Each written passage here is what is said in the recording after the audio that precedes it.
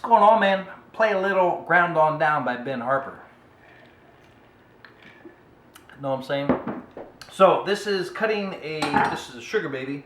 I just picked it from the garden out there, and it is, what is it, October? Not quite, almost a Groundhog's Day, not quite Halloween. But anyway, back to the watermelon. You want to take the ends off, right? Top and bottom, so it doesn't roll anymore. You want to take a very thin, is that going to be focused? A very thin layer of the skin, because what we're doing is, one, we're going to eat the delicious watermelon on the inside, but two, we want to think, what can we do with this scrap? Pickles, right? Watermelon pickles, watermelon rind pickles.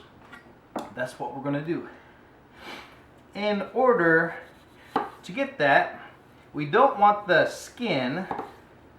We want to take that skin off, and it's easier when it's whole. For me, maybe not quite you yet, but you'll get there. So you see what I'm doing? I'm just moving. You have to do it left-handed. That's all cutting is best done left-handed. But you want to take small little back and forth saws. So you can see it's not super thin, or not super thick rather. It's not like a big hunk. Nice and thin on the last one. So this is now your waste. This goes in Mr. Trash. Now we have to do the same thing, but now we have our cleaned skins for the pickling, of the watermelon rind. So trim it off. Respect the curve always. If you cut straight down, you're losing a lot of watermelon.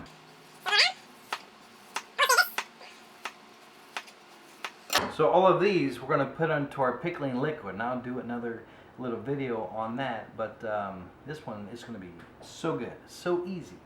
Now here we have the watermelon. We can do you